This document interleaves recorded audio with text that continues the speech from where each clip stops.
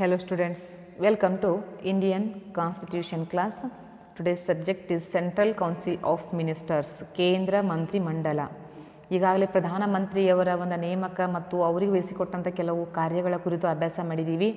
ಒಂದು ನೈಜ ಕಾರ್ಯಾಂಗವನ್ನು ಅಭ್ಯಾಸ ಮಾಡ್ತಾ ಬಂದಿದ್ರಿ. ಅದೇ ನೈಜ ಕಾರ್ಯಾಂಗದ ಅಂದರೆ ರಿಯಲ್ ಎಕ್ಸಿಕ್ಯೂಟಿವ್ದ ಮತ್ತೊಂದು ಇಲ್ಲಿ ಪಾರ್ಟ್ ಅನ್ಬೋದು ಅಥವಾ ಭಾಗ ಅನ್ಬೋದು. ಆ ಭಾಗನೇ ಕೇಂದ್ರ ಮಂತ್ರಿ ಮಂಡಲ. ಪ್ರಧಾನಮಂತ್ರಿಯಷ್ಟೇ ಜವಾಬ್ದಾರಿಯನ್ನು ಹೊಂದಿರುವಂಥದ್ದು ಈ ಮಂತ್ರಿಮಂಡಲ. ಆ ಮಂತ್ರಿಮಂಡಲದ ಒಂದು ವ್ಯವಸ್ಥೆಯ ಕುರಿತು ನಾವು ಅಭ್ಯಾಸ ಮಾಡ್ತಾ ಇದ್ದೀವಿ. ಆರ್ಟಿಕಲ್ 74 ಏನು ಹೇಳ್ತಾ ಇದೆ ಅಂತಂದರೆ ಇಲ್ಲಿ position of council of ministers ಅಂದರೆ ಕೌನ್ಸಿಲ್ ಆಫ್ ಮಿನಿಸ್ಟರ್ಸ್ ಅಂದರೆ ಮಂತ್ರಿಮಂಡಲದ ಒಂದು ಸ್ಥಾನ, ಒಂದು ಸಂವಿಧಾನದಲ್ಲಿ ಆ ಸ್ಥಾನ ಇರಬೇಕು ಅನ್ನುವಂಥದ್ದನ್ನು ಆರ್ಟಿಕಲ್ 74 ನಮಗಿಲ್ಲಿ ತಿಳಿಸಿಕೊಡ್ತಾ ಇದೆ.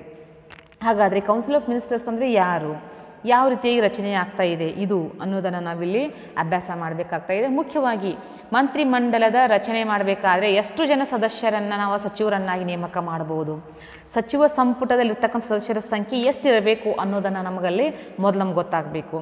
ಅದೇ ಪ್ರಕಾರವಾಗಿ ಅದನ್ನು ನಾವು ತಿಳ್ಕೊಳ್ಬೇಕಾದ್ರೆ ಇಲ್ಲಿ ಅಭ್ಯಾಸ ಮಾಡೋಣ. The council of ministers total strength should not exceed 15% of Lok Sabha strength ಅಂತ ಹೇಳಿ ನಾವು ಕರಿತೀವಿ.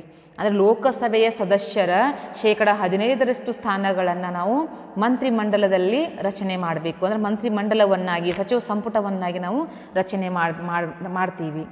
ಆ ರಚನಾ ಕ್ರಮ ಯಾವ ರೀತಿ ಇರ್ತದಪ್ಪ ಅಂದರೆ 15% ಅಂತಂದರೆ ನಮಗಲ್ಲಿ ಲೋಕಸಭೆಯ ಸದ್ಯದ ಸದಸ್ಯರ ಸಂಖ್ಯೆ ಎಷ್ಟಿದೆ ಅಂತಂದರೆ 545.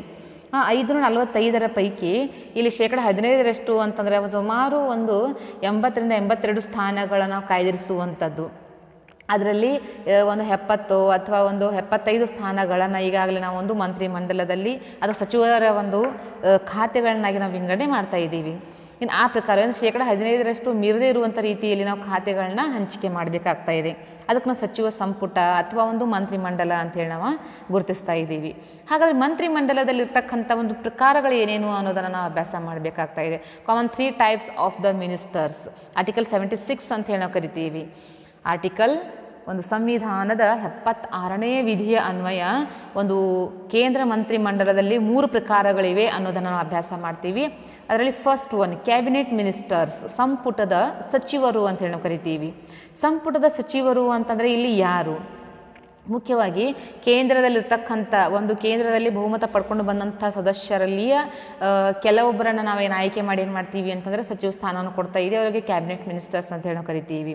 Second one minister of state ಅಂದರೆ ಇಂಡಿಪೆಂಡೆಂಟ್ ಚಾರ್ಜಸ್ ಅಂತ ಹೇಳಿ ನಾವು ಕರಿತೀವಿ. ಅಂದರೆ ರಾಜ್ಯ ಸಚಿವರು, ಸ್ವತಂತ್ರ ಖಾತೆಯನ್ನು ಹೊಂದಿರುವಂತಹ ಕೆಲವು ಸಚಿವರು ಅಂತ ಹೇಳಿ ಕರಿತೀವಿ. ಇನ್ನು 3ನೇ ಸ್ಥಾನದಲ್ಲಿ ಡೆಪ್ಯೂಟಿ ಮಿನಿಸ್ಟರ್ಸ್, ಉಪ ಮಂತ್ರಿಗಳು ಅಂತ ಹೇಳಿ ನಾವು ಕರಿತೀವಿ. ಈ ರೀತಿಯಲ್ಲಿ 3 ಪ್ರಕಾರಗಳ ಹಂಚಿಕೆ ಮಾಡ್ತೀವಿ. ಕ್ಯಾಬಿನೆಟ್ ಮಿನಿಸ್ಟರ್ಸ್ ಅಂತಂದರೆ ಅಲ್ಲಿರ್ತಕ್ಕಂಥ ಸದಸ್ಯರ ಸಂಖ್ಯೆ ಟೋಟಲ್ 24 ಅಂತ ಹೇಳಿ ನಾವು ಕರಿತೀವಿ. ಪ್ರೆಸೆಂಟ್ ಆಗಿರ್ತಕ್ಕಂಥದ್ದು ಸದಸ್ಯರ ಸಂಖ್ಯೆ 24. ಮಿನಿಸ್ಟರ್ ಆಫ್ ಸ್ಟೇಟ್ ಅನ್ನುವಂಥದ್ರಲ್ಲಿ ಇರ್ತಕ್ಕಂಥ ಸದಸ್ಯರು ಟೋಟಲ್ ಏನಪ್ಪ ಅಂತಂದರೆ ಇಲ್ಲಿ ಬರೀ 9 ಜನ ಸದಸ್ಯರು ಅಂತ ಹೇಳ್ಬೋದು. ಕೊನೆಯದಾಗಿ ಡೆಪ್ಯೂಟಿ ಮಿನಿಸ್ಟರ್ಸ್, ಉಪ ಮಂತ್ರಿಗಳಲ್ಲಿ ಇರ್ತಕ್ಕಂಥ ಒಂದು ಸ್ಥಾನಗಳನ್ನ ಹೆಂಗೆ ಅಲಾಟ್ಮೆಂಟ್ ಮಾಡಿದ್ದಾರೆ ಅಂತಂದರೆ ಇಲ್ಲಿ ಒಂದು ಟೋಟಲ್ 30 ಸ್ಥಾನಗಳು ನಾವಲ್ಲಿ ನಿಗದಿಪಡಿಸಿದ್ದೀವಿ. ಈ ಪ್ರಕಾರವಾಗಿ 3 ಹಂತಗಳಲ್ಲಿ ಒಂದು ಮಿನಿಸ್ಟರ್ಸ್ಗಳನ್ನು ಅಂದರೆ ಕೌನ್ಸಿಲ್ ಆಫ್ ಮಿನಿಸ್ಟರ್ಸ್ಗಳನ್ನಲ್ಲಿ ವಿಂಗಡಣೆ ಮಾಡ್ತೀವಿ. ಹಾಗಾದರೆ ಈ ಒಂದು ಮಿನಿಸ್ಟರ್ಸ್ಗಳನ್ನ ನೇಮಕ ಮಾಡುವಂಥವ್ರು ಯಾರು ಅಂತಂದರೆ ಇಲ್ಲಿ ಪ್ರೆಸಿಡೆಂಟ್. ಸಂವಿಧಾನಿಕ ನಿಯಮದ ಮೂಲಕ ಒಬ್ಬ ಕೌನ್ಸಿಲ್ ಆಫ್ ಮಿನಿಸ್ಟರ್ಸ್ಗಳನ್ನ ಅಂದರೆ ಖಾತೆಗಳನ್ನ ಹಂಚಿಕೆ ಮಾಡಿಕೊಡುವಂಥವರು ರಾಷ್ಟ್ರಪತಿಗಳೇ. ಆದರೆ ವಾಸ್ತವದಲ್ಲಿ ಏನಾಗ್ತಾ ಇದೆ ಅಂತಂದರೆ on the advice of prime minister, ಇಲ್ಲಿ ಪ್ರಧಾನಮಂತ್ರಿಗಳ ಸಲಹೆಯ ಮೂಲಕನ ಈ ಮಂತ್ರಿಗಳಿಗೆ ಖಾತೆಗಳನ್ನ ಹಂಚಿಕೆ ಮಾಡಿಕೊಡುವಂಥದ್ದು ವ್ಯವಸ್ಥೆ ಇದೆ ಅನ್ನೋದನ್ನು ನಾವಲ್ಲಿ ವಾಸ್ತವದಲ್ಲಿ ಅದನ್ನು ನಾವು ತಿಳ್ಕೊಳ್ತಾ ಇದ್ದೀವಿ. ಇನ್ನು ಆ ಪ್ರಕಾರವಾಗಿ ಇಲ್ಲಿ ಒಂದೊಂದಾಗಿ ನಾವು ಅದರ ಪವರ್ಸ್ ಆ್ಯಂಡ್ ಫಂಕ್ಷನ್ಸ್ಗಳ ಬಗ್ಗೆ ನಾವು ಅಭ್ಯಾಸ ಮಾಡೋಣ. ಅಧಿಕಾರ ಮತ್ತು ಕಾರ್ಯಗಳು. ಇನ್ನು ಅಧಿಕಾರ ಮತ್ತು ಕಾರ್ಯಗಳಲ್ಲಿ ಫಸ್ಟ್ ಒನ್ ಟೋಟಲ್ ಏನಪ್ಪ ಅಂತಂದ್ರೆ 5 ಹಂತದ ಅಧಿಕಾರ ಮತ್ತು ಕಾರ್ಯಗಳನ್ನು ಅಭ್ಯಾಸ ಮಾಡ್ತೀವಿ. ಈ ಸಚಿವ ಸಂಪುಟದಲ್ಲಿ, ಸಚಿವ ಸಂಪುಟ ಅಂತಂದರೆ ಬೇರೆ, ಲೋಕಸಭೆ ಸದಸ್ಯರು ಅಂತಂದರೆ ಬೇರೆ, ಸಂಸತ್ತು ಅಂದ್ರೇ ಬೇರೆ. ಇದು ನೀವು ಅರ್ಥ ಮಾಡ್ಕೊಡ್ರಿ. ಮೊದಲ ಸಂಸತ್ತು ಅಂದರೆ ಪಾರ್ಲಿಮೆಂಟ್ ಅಂತ ಹೇಳಿ ನಾವು ಕರಿತೀವಿ. ಪಾರ್ಲಿಮೆಂಟ್ ಅಂತಂದರೆ 2 ಸದನಗಳನ್ನ ಒಟ್ಟೊಟ್ಟಿಗೆ ಕೂಡಿಸಿ ನಾವು ಅದಕ್ಕೆ ಪಾರ್ಲಿಮೆಂಟ್ ಅಂತೀವಿ. ನಾಟ್ ಓನ್ಲಿ ಒಂದು ಏನಪ್ಪ ಅಂತಂದರೆ ಒಂದೇ ಕೆಳಮನೆಯನ್ನು ಇಟ್ಕೊಂಡು ಅದಕ್ಕೆ ಪಾರ್ಲಿಮೆಂಟ್ ಅನ್ನಲಿಕ್ಕೆ ಬರೋದಿಲ್ಲ. ಒಂದೇ ಮನೆ ಇತ್ತು ಅಂದರೆ ಮೇಲ್ಮನೆ ಇತ್ತು ಅಂದರೆ ಅದಕ್ಕೆ ರಾಜ್ಯಸಭೆ, ಕೆಳಮನೆ ಇತ್ತು ಅಂದರೆ ಲೋಕಸಭೆ. ಮುಂದಿನ ವಿಷಯದಲ್ಲಿ ಅದನ್ನು ಅಭ್ಯಾಸ ಮಾಡ್ತೀರಿ ನೀವು. ಸಂಸತ್ತು ಅಂತಂದರೆ ಮೇಲ್ಮನೆ ಕೆಳಮನೆಗಳು ಎರಡೂ ಇರುವಂಥದ್ದು. ಲೋಕಸಭೆ ಅಂತಂದ್ರೆ ಓನ್ಲಿ ಏನಪ್ಪ ಅಂತಂದ್ರೆ ಇಲ್ಲಿ ಲೋವರ್ ಹೌಸ್ ಅಂತ ಕರಿತೀವಿ, ಕೆಳಮನೆಯನ್ನು ಮಾತ್ರ ನಾವು ಲೋಕಸಭೆ ಅಂತ ಕರಿತೀವಿ. ಆದರೆ ಮಂತ್ರಿಮಂಡಲ ಅನ್ನುವಂಥ ವಿಷಯ ಬಂದಾಗ ಇಲ್ಲಿ ಕೆಲವೊಂದು ಖಾತೆಗಳನ್ನು ಹಂಚಿಕೆ ಮಾಡಿ ಕೊಟ್ಟಂಥ ಅಂದರೆ ಸಚಿವ ಸ್ಥಾನಗಳಲ್ಲಿ ಇರ್ತಕ್ಕಂಥವ್ರಿಗೆ ಮಾತ್ರ ನಾವು ಮಂತ್ರಿಮಂಡಲ ಅಥವಾ ಕ್ಯಾಬಿನೆಟ್ ಅನ್ನುವಂಥ ಅರ್ಥದಿಂದ ಗುರುತಿಸ್ತಾ ಇದ್ದೀವಿ. ಇನ್ನು ಅದರ ಒಂದಿರ್ತಕ್ಕಂಥ 5 ರೀತಿಯ ಒಂದು ಪ್ರಕಾರಗಳು ಏನು ಅನ್ನೋದನ್ನು ನಾವೆಲ್ಲ ಅಭ್ಯಾಸ ಮಾಡೋ ಅಂದರೆ ಪವರ್ಸ್ ಆ್ಯಂಡ್ ಫಂಕ್ಷನ್ಸ್ಗಳ ಬಗ್ಗೆ ನಾವು ತಿಳ್ಕೊಳ್ಳೋಣ. ಫಸ್ಟ್ ಒನ್ ಅಡ್ಮಿನಿಸ್ಟ್ರೇಟಿವ್ ಫಂಕ್ಷನ್ಸ್, ಆಡಳಿತಾತ್ಮಕ ಕಾರ್ಯಗಳು ಅಂತ ಹೇಳಿ ಕರಿತೀವಿ. ಇನ್ನು ಆಡಳಿತಾತ್ಮಕ ಕಾರ್ಯಗಳು ಅಂತಂದರೆ ಯಾವುದು? ಇಲ್ಲಿ ಮುಖ್ಯವಾಗಿ ಏನಪ್ಪ ಅಂತಂದ್ರೆ ಕೆಲವೊಂದು ಆಡಳಿತಾತ್ಮಕ ವಿಷಯಗಳಿಗೆ ಸಂಬಂಧಪಟ್ಟಂಗೆ ಡಿಸಿಷನ್ಗಳನ್ನು ತೆಗೆದುಕೊಳ್ಳುವಂಥವ್ರು, ಈಗಾಗಲೇ ಹೇಳ್ದಂಗೆ ಪ್ರಧಾನಮಂತ್ರಿಯಷ್ಟೇ ಒಂದು ಸರಿಸಮಾನ ಸ್ಥಾನಮಾನಗಳನ್ನು ಈ ಸಚಿವರು ಕೂಡ ಹೊಂದಿರ್ತಾ ಇದ್ದಾರು ಅನ್ನೋದನ್ನು ನಾವಿಲ್ಲಿ ಅಭ್ಯಾಸ ಮಾಡಬೇಕಾಗ್ತಾ ಇದೆ. ಅದೇ ರೀತಿಯಾಗಿ ನಾವಿಲ್ಲಿ ಅಭ್ಯಾಸ ಮಾಡ್ತಾ ಇದ್ದೀವಿ. The council of ministers takes the policy decisions on all matters of administration.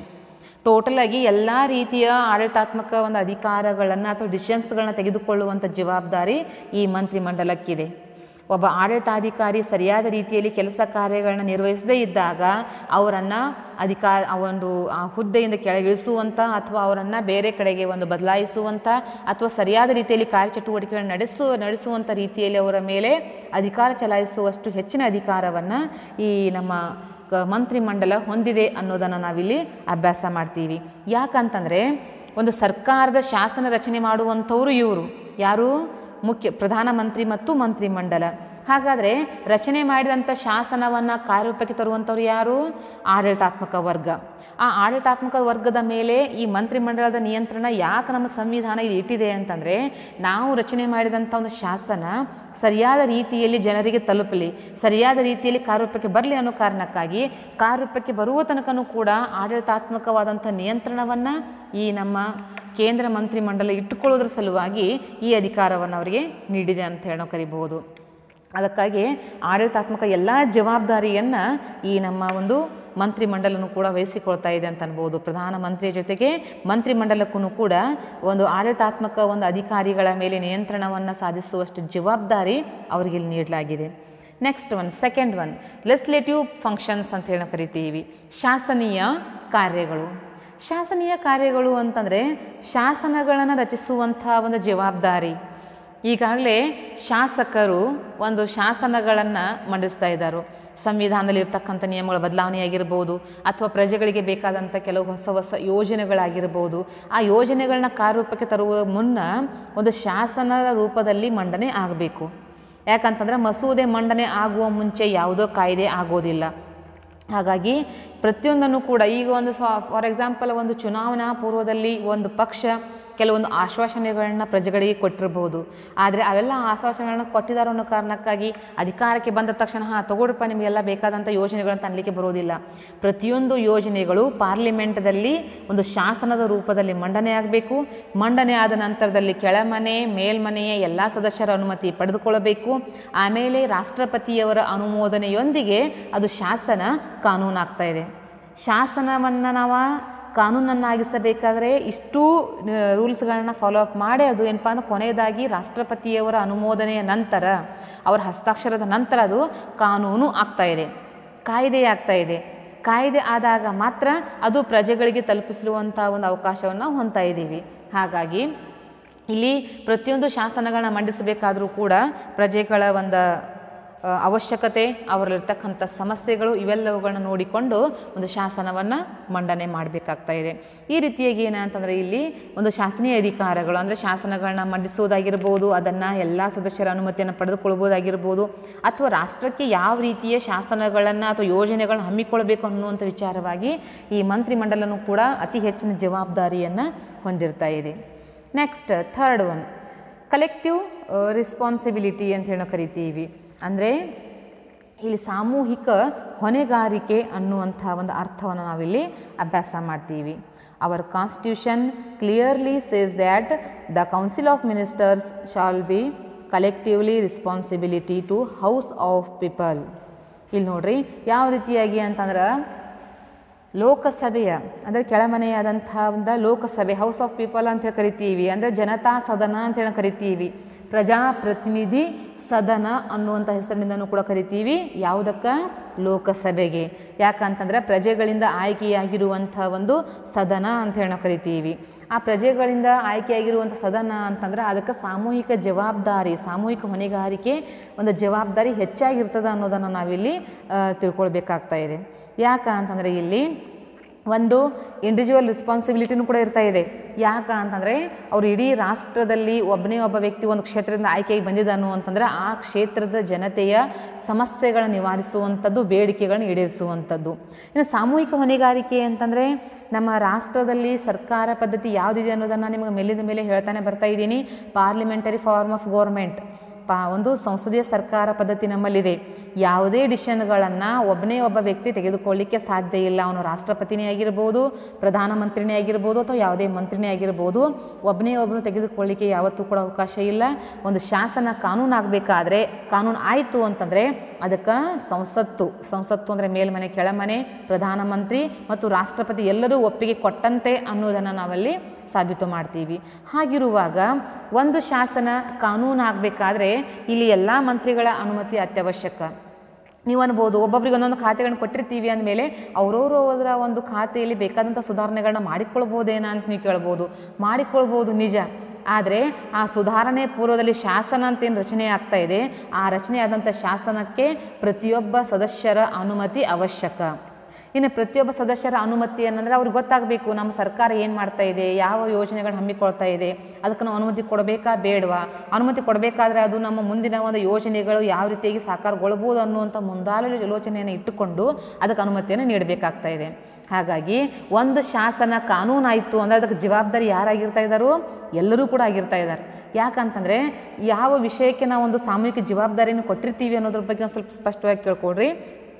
ಒಂದು ಯೋಜನೆ ಅದು ಕಾರ್ಯರೂಪಕ್ಕೆ ಬಂದಾಗ ಒಳ್ಳೆಯ ರೀತಿಯ ಸಾಧನೆ ಆಯಿತು, ಅಥವಾ ಒಂದು ಸಮಸ್ಯೆಗಳಿಗೆ ಪರಿಹರಿಸುವಂಥ ಯೋಜನೆ ಆಯಿತು, ಅಥವಾ ಎಲ್ಲ ಜನರಿಗೆ ಅನುಕೂಲತೆಯನ್ನು ತಂದು ಕೊಡ್ತು ಅಂದರೆ ಅದರ ಒಳ್ಳೆಯ ಹೆಸರು ಇಡೀ ಸರ್ಕಾರಕ್ಕೆ ಬರ್ತಾ ಇದೆ. ಅಂದರೆ ಬರೀ ಏನಪ್ಪ ಅಂತಂದರೆ ಒಂದೇ ಒಂದು ಖಾತೆಯಲ್ಲಿರ್ತಕ್ಕಂಥ ಒಬ್ಬ ಮಂತ್ರಿಗೆ ಅಲ್ಲಿ ಬರೋಂಗಿಲ್ಲ, ಟೋಟಲಾಗಿ ಇಡೀ ಸರ್ಕಾರ, ಈ ಸರ್ಕಾರ ಒಳ್ಳೆಯದು, ಈಗಿರುವಂಥ ಸರ್ಕಾರ ನಮ್ಗೆ ಒಳ್ಳೆಯ ಕೆಲಸಗಳನ್ನ ಮಾಡಿಕೊಡ್ತು ಅನ್ನುವಂಥ ರೀತಿಯಲ್ಲಿ ಹೆಸರು ಬರ್ತಾ ಇದೆ. ಅದಕ್ಕೋಸ್ಕರ ಇನ್ನು ಅದ್ರ ಜೊತೆಗೆ ಡಿಮೆರಿಟ್ಗಳನ್ನು ನೋಡಬೇಕಾದ್ರೆ ಒಂದು ಯೋಜನೆ ಅಲ್ಲಿ ಒಂದು ಏನಾದರೂ ತಪ್ಪು ರೀತಿಯ ಒಂದು ಯೋಜನೆ ಸಾಕಾರಗೊಂಡಿತು, ಯಾವುದೇ ಜನರಿಗೆ ಅನುಕೂಲತೆಯಲ್ಲಿ ಮಾಡಿ ಕೊಡಲಿಲ್ಲ ಅಂತಂದರೆ ಅದು ಏನಾಗ್ತಾ ಇದೆ, ಈ ಸರ್ಕಾರ ಕೆಟ್ಟದ್ದು, ಈ ಸರ್ಕಾರದ ಕೈಯಿಂದ ಯೋಜನೆ ಒಳ್ಳೆ ರೀತಿಯಲ್ಲಿ ಸಾಕಾರಗೊಳಿಸಲಿಕ್ಕೆ ಸಾಧ್ಯ ಆಗಲಿಲ್ಲ ಅನ್ನುವಂಥ ಹೆಸರು ಬರ್ತಾ ಇದೆ. ಇಲ್ಲಿ ನೋಡ್ರಿ, ಅದಕ್ಕಾಗಿ ಏನಪ್ಪ ಅಂತಂದ್ರೆ ಸಾಮೂಹಿಕ ಜವಾಬ್ದಾರಿ, ಒಬ್ಬರು ಮಾಡುವಂಥ ತಪ್ಪಿನಿಂದ ಎಲ್ಲರೂ ಕೂಡ ಇಲ್ಲಿ ಏನಪ್ಪ ಅಂತಂದರೆ ಕೆಟ್ಟ ಹೆಸರಿಗೆ ನಾವು ಇಲ್ಲಿ ಕಾರಣ ಆಗ್ತಾ ಇದ್ದೀವಿ. ಅದಕ್ಕೋಸ್ಕರ ಜವಾಬ್ದಾರಿ ಯಾರದೇ ಖಾತೆಯಾಗಿದ್ರೂ ಕೂಡ ಯೋಜನೆ ಅನ್ನೋದು ಒಳ್ಳೆ ರೀತಿಯಲ್ಲೇ ಪಾಸಾಗಬೇಕನ್ನೋ ಕಾರಣಕ್ಕಾಗಿ ಒಬ್ಬರ ತಪ್ಪನ್ನು ಮತ್ತೊಬ್ಬರಾದರೂ ಕೂಡ ತಿದ್ದಿ ಅದನ್ನು ಒಳ್ಳೆಯ ರೀತಿಯಲ್ಲಿ ಒಂದು ಜಾರಿಗೆ ತರುವಂಥ ಕೆಲಸವನ್ನು ನಮ್ಮ ಮಂತ್ರಿಮಂಡಲ ಮಾಡ್ತಾ ಇದೆ. ಅದಕ್ಕಾಗಿ ಸಾಮೂಹಿಕ ಹೊಣೆಗಾರಿಕೆಯ ಜವಾಬ್ದಾರಿ ಮಂತ್ರಿಮಂಡಲದ ಅತ್ಯವಶ್ಯಕವಾಗಿರುವಂಥ ಒಂದು ಯಾವುದೊಂದು ಅಧಿಕಾರ ಅಂತ ಹೇಳೋ ಕರಿತೀವಿ. ಖಾತೆ ಯಾರದ್ದೇ ಆಗಿರ್ಬೋದು, ಆದರೆ ಸುಧಾರಣೆ ಅನ್ನೋದು ಮಾತ್ರ ನಮ್ಮ ತಲೆಯಲ್ಲಿರಬೇಕು. ಅದಕ್ಕೋಸ್ಕರ ಒಂದು ಮಂತ್ರಿಮಂಡಲ ಯಾವತ್ತಿಗೂ ಕೂಡ ಸಾಮೂಹಿಕ ಜವಾಬ್ದಾರಿಯನ್ನು ಇಲ್ಲಿ ಹೊಂದಿರ್ತಾ ಇದೆ. ನೆಕ್ಸ್ಟ್ ಒನ್ ಯಾವುದು ಅಂದರೆ ಇಂಡಿವಿಜುವಲ್ ರೆಸ್ಪಾನ್ಸಿಬಿಲಿಟಿ ಅಂತ ಹೇಳೋ ಕರಿತೀವಿ. ವೈಯಕ್ತಿಕ ಹೊಣೆಗಾರಿಕೆ. ವೈಯಕ್ತಿಕ ಹೊಣೆಗಾರಿಕೆ ಅನ್ನೋದು ಯಾವ ರೀತಿಯಾಗಿರ್ತಾ ಇದೆ, ಯಾವುದು ಅಂತಂದರೆ ಇಲ್ಲಿ individual responsibility also individual responsibility ಅನ್ನುವಂಥ ಒಂದು ವಿಷಯವನ್ನು ನಾವು ನೋಡ್ತಾ ಬರಬೇಕಾದ್ರೆ ಲೋಕಸಭಾ ಅನ್ನುವಂಥ ವಿಷಯ ಬಂದಾಗ ಕಂಪಲ್ಸರಿಯಾಗಿ ಏನಪ್ಪ ಅಂತಂದರೆ ಇಲ್ಲಿ ಈ ನಮ್ಮ ಏನಪ್ಪ ವೈಯಕ್ತಿಕ ಹೊಣೆಗಾರಿಕೆ ಅನ್ನೋದು ಇದ್ದೇ ಇರ್ತದೆ. ಯಾಕ ಅಂತಂದರೆ ಇಲ್ಲಿ ಈಗಾಗಲೇ ಹೇಳ್ದಂಗೆ ಒಂದೇ ಕ್ಷೇತ್ರದಿಂದ ನಾವು ಆಯ್ಕೆಯಾಗಿ ಬಂದಿರ್ತೀವಿ, ಆ ಕ್ಷೇತ್ರದ ಜನತೆಯ ಒಂದು ಅಭ್ಯುದಯ ನಮ್ಮ ಕೈಯೊಳಗಿರ್ತಾ ಇದೆ, ಜೊತೆಗೆ ರಾಜಕೀಯ ಅಧಿಕಾರ ನಮ್ಮ ಕೈಯಲ್ಲಿದೆ. ಅದರ ಜೊತೆಗೆ ಏನಪ್ಪ ಅಂತಂದರೆ ಇಲ್ಲಿ ಒಂದೊಂದು ಖಾತೆಗಳು ನಮಗೆ ವಹಿಸಿಕೊಟ್ಟಾಗ ಆ ಖಾತೆಯಲ್ಲಿ ಏನೇ ಒಂದು ಸಮಸ್ಯೆಗಳಾದರೂ ಕೂಡ ಆ ಖಾತೆಯ ಒಬ್ಬ ಮುಖ್ಯಸ್ಥ ಅಂದರೆ ಸಚಿವ ಅಲ್ಲಿ ಮುಖ್ಯ ಜವಾಬ್ದಾರನಾಗಿರ್ತಾ ಇದ್ದಾನು. ಜೊತೆಗೆ ಮತ್ತೊಂದು ಏನು ಅಂತಂದರೆ ಇಲ್ಲಿ ಆ ಖಾತೆಯಲ್ಲಿರ್ತಕ್ಕಂಥ ಒಂದು ಜವಾಬ್ದಾರಿ ಏನು ಅಂತಂದರೆ ಇರುವಂಥ ಒಂದು ಚಟುವಟಿಕೆಗಳನ್ನ ಹಾಗೆ ಮುನ್ನಡೆಸ್ಕೊಂಡು ಹೋಗೋದಲ್ಲ, ಅದರಲ್ಲಿ ಸುಧಾರಣೆಗಳನ್ನ ತರಬೇಕಾಗ್ತಾ ಇದೆ, ಕೆಲವು ಅಭಿವೃದ್ಧಿಗಳನ್ನ ನಾವು ನಡೆಸಬೇಕಾಗ್ತಾ ಇದೆ. ಆ ಅಭಿವೃದ್ಧಿಗಳು ನಡೆಸುವಂಥ ಜವಾಬ್ದಾರಿ ಆ ಖಾತೆಯ ಒಬ್ಬ ಸಚಿವರದ್ದಾಗಿರ್ತಾ ಇದೆ. ಹಾಗಾಗಿ ಏನಂತಂದರೆ ಇಲ್ಲಿ 5 ವರ್ಷಗಳಲ್ಲಿ ನಿನ್ನ ಒಂದು ಸಾಧನೆ ಏನು ಅನ್ನೋದನ್ನು ನಾವು ಸಾಬೀತುಪಡಿಸ್ಕೊಳ್ಬೇಕಾದ್ರೆ ಆ ಸಚಿವರಿಗೆ ಮಾತ್ರ ಸಾಧ್ಯ. ಯಾಕಂತ ರಾಜಕೀಯ ಅಧಿಕಾರ ಸಿಕ್ಕಿಬಿಟ್ಟಿರ್ತದೆ. ಸಿಕ್ಕಂಥ ಅಧಿಕಾರವನ್ನು ಎಷ್ಟು ರೀತಿಯಲ್ಲಿ ಒಳ್ಳೆಯ ರೀತಿಯಲ್ಲಿ ನಾವು ಅದನ್ನು ಬಳಸಿಕೊಳ್ತೀವಿ ಅನ್ನೋದನ್ನು ನಾವು 5 ವರ್ಷಗಳಲ್ಲಿ ತೋರಿಸಿಕೊಡ್ಬೇಕಾಗ್ತಾ ಇರ್ತದೆ. ಹಾಗಾಗಿ ಈ ವೈಯಕ್ತಿಕ ಹೊಣೆಗಾರಿಕೆ ಅನ್ನೋದು ಕೂಡ ಎಲ್ಲರ ಜೊತೆಗೆ ಒಂದು ಸರ್ಕಾರ ಸಾಕ್ತಾ ಇದ್ರೂ ಕೂಡ ನನ್ನ ವೈಯಕ್ತಿಕ ಜವಾಬ್ದಾರಿಗಳನ್ನ ಈ ಖಾತೆ ಹಂಚಿಕೆ ಸಂದರ್ಭದಲ್ಲಿ ಕೊಟ್ಟರು ಅಂದರೆ ಅಲ್ಲಿ ಫಾರ್ ಎಕ್ಸಾಂಪಲ್ ಶಿಕ್ಷಣ ಸಚಿವರು ಇದ್ದರು ಅಂದರೆ ಶಿಕ್ಷಣದಲ್ಲಿ ಏನೆಲ್ಲ ಬದಲಾವಣೆಗಳು ಬೇಕು, ಸುಧಾರಣೆಗಳು ಬೇಕು, ಇರುವಂಥ ಕೆಲವು ಸಮಸ್ಯೆಗಳು ಏನು, ಆ ಸಮಸ್ಯೆಗಳನ್ನು ನೀಗಿಸಿಕೊಳ್ಳಿಕ್ಕೆ ನಮ್ಮಿಂದ ಸಾಧ್ಯನಾ ಅನ್ನುವಷ್ಟು ಮಟ್ಟಿಗೆ ನಾವಲ್ಲಿ ಅಧಿಕಾರವನ್ನು ನಡೆಸಬೇಕಾಗ್ತಾ ಇದೆ. ಈ ರೀತಿಯಾಗಿ ಏನಪ್ಪ ಅಂದರೆ ವೈಯಕ್ತಿಕ ಜವಾಬ್ದಾರಿನೂ ಕೂಡ ಇದೆ, ಜೊತೆಗೆ ಸಾಮೂಹಿಕ ಜವಾಬ್ದಾರಿನೂ ಕೂಡ ಮಂತ್ರಿಮಂಡಲಕ್ಕೆ ನಾವು ವಹಿಸಿಕೊಟ್ಟಿದ್ದೀವಿ ಅನ್ನೋದನ್ನು ನಾವಿಲ್ಲಿ ಅಭ್ಯಾಸ ಮಾಡ್ತೀವಿ. ಇನ್ನು ಜೊತೆಗೆ ಮತ್ತೊಂದು ಯಾವುದು ಅಂತಂದರೆ ಇಲ್ಲಿ ಕೊನೆಯದಾಗಿರ್ತಕ್ಕಂಥದ್ದು ಮೇಂಟೈನ್ ದ ಸೀಕ್ರೆಟ್ ಅಂದರೆ ಏನ, ಗೌಪ್ಯತೆಯನ್ನು ಇಲ್ಲಿ ಕಾಪಾಡುವಂಥ ಕೆಲಸ. ಗೌಪ್ಯತೆ ಅಂದರೆ ಯಾವುದಕ್ಕೂ ವಿಷಯಕ್ಕೆ ಸಂಬಂಧ ಬರ್ತಾ ಇದೆ ಅಂದರೆ ಮಂತ್ರಿಮಂಡಲವನ್ನು ನಾವು ಇಲ್ಲಿ ನೋಡಬೇಕಾದ್ರೆ ಒಂದೇ ಪಕ್ಷದಿಂದ ಆಯ್ಕೆಯಾಗಿ ಬಂದಂಥ ಸದಸ್ಯರಿಗೆ ಮಾತ್ರ ನಾವು ಖಾತೆಗಳನ್ನ ಹಂಚಿಕೆ ಮಾಡ್ತಾ ಇದ್ದೀವಿ. ಇದೇನು ಒಂದು ಸಂವಿಧಾನದಲ್ಲಿ ರೂಲ್ಸ್ ಇಲ್ಲ, ಇದೇ ಗೆದ್ದಂಥ ಪಕ್ಷದವರಿಗೆ ನಾವು ಮಂತ್ರಿ ಪದವಿಯನ್ನು ಕೊಡಬೇಕಂತ ಹೇಳಿ. ಆದರೆ ಪಕ್ಷ ಒಂದೇ ಆಗಿರೋದ್ರಿಂದ ಅಲ್ಲಿ ಉತ್ತಮ ಸರ್ಕಾರ ನಡೆಸಲಿಕ್ಕೆ ಸಾಧ್ಯ ಅನ್ನೋ ಕಾರಣಕ್ಕಾಗಿ ನಾವೇನು ಮಾಡ್ತಾ ಇದ್ದೀವಿ, ಆಯ್ಕೆಯಾಗಿ ಬಂದಂಥ ಪಕ್ಷದ ಸದಸ್ಯರಿಗೆ ಮಾತ್ರ ಒಂದು ಖಾತೆಗಳನ್ನ ಹಂಚಿಕೆ ಮಾಡಿ ಕೊಡ್ತಾ ಇದ್ದೀವಿ. ಯಾರ್ಯಾರಿಗೆ ಖಾತೆಗಳದಾವೋ ಅಷ್ಟು ಖಾತೆಗಳನ್ನ ಒಟ್ಟುಗೂಡಿಸಿ ನಾವೇನು ಕರಿತೀವಿ, ಸಚಿವ ಸಂಪುಟ ಅಂತ ಹೇಳಿ ಕರಿತೀವಿ. ಒಬ್ಬೊಬ್ಬರಿಗೆ ಒಂದೊಂದು ಖಾತೆಗಳಿದ್ದು ಅಂದರೆ ಅವರನ್ನು ಮಾತ್ರ ನಾವು ಸಚಿವ ಸಂಪುಟ ಅನ್ನೋದನ್ನು ರಚನೆ ಮಾಡ್ತಾ ಇದ್ದೀವಿ. ಅರ್ಥ ಮಾಡ್ಕೊಡ್ರಿ, ಸಚಿವ ಸಂಪುಟ ಬೇರೆ ಮತ್ತು ಇಲ್ಲಿ ಲೋಕಸಭೆ ಸದಸ್ಯರ ಸಂಖ್ಯೆನ ಬೇರೆ. ಹಾಗಾದರೆ ಸಚಿವ ಸಂಪುಟ ಅಂತಂದರೆ ಪ್ರತಿಯೊಬ್ಬ ಸಚಿವರಿಗೆ ಮಂತ್ರಿಗಳಿಗೆ ಒಂದೊಂದು ಖಾತೆ ಒಂದು ಇದ್ದೇ ಇರ್ತದೆ.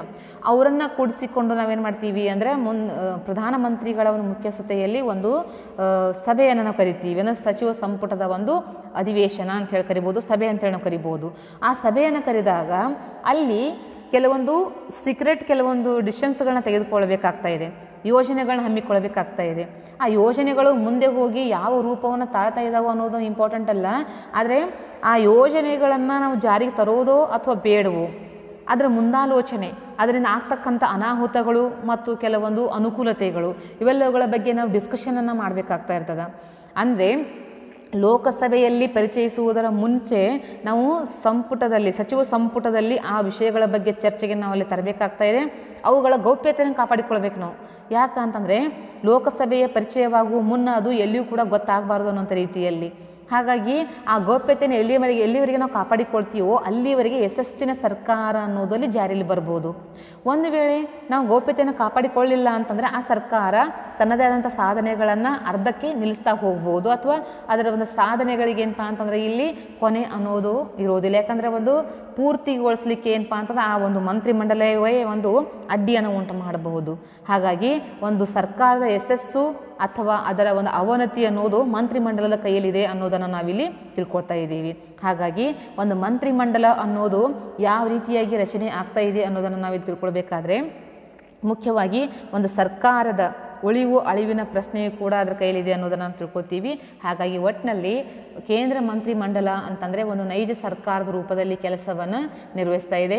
ಪ್ರಧಾನಮಂತ್ರಿಯವರಿಗೆ ಒಂದು ನೆರವಿನ ರೂಪದಲ್ಲಿ ಸಲಹಾತ್ಮಕವಾದಂಥ ಒಂದು ವಿಚಾರಗಳನ್ನ ಹೇಳ್ತಾ, ಜೊತೆಗೆ ರಾಷ್ಟ್ರಪತಿಯವರ ಒಂದು ಅಧಿಕಾರದ ಕೈ ಕೆಳಗಿದ್ದುಕೊಂಡು ಒಂದು ಕೇಂದ್ರ ಸರ್ಕಾರದ ಒಂದು ಯಶಸ್ಸಿನ ಒಂದು ಹಾದಿಯಲ್ಲಿ ಮುನ್ನಡೆಯುವಂಥ ಒಂದು ಜವಾಬ್ದಾರಿ ಕೇಂದ್ರ ಮಂತ್ರಿಮಂಡಲದಾಗಿರ್ತಾ ಇದೆ.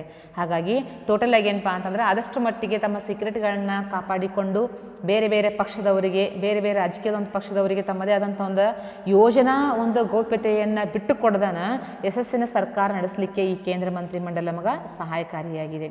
ಇದಿಷ್ಟು ಏನು ಅಂತಂದರೆ ಇಲ್ಲಿ ಪ್ರಧಾನಮಂತ್ರಿಯ ನಂತರ ಮತ್ತೊಂದು ನೈಜ ಸರ್ಕಾರದ ಒಂದು ಸ್ವರೂಪ ಅಂತ ನಾವು ಕರಿಬೋದು, ಅದು ಮಂತ್ರಿಮಂಡಲ. ಇದಿಷ್ಟು ಅವರ ಅಧಿಕಾರ ಮತ್ತು ಕಾರ್ಯಗಳು. Thank you, students.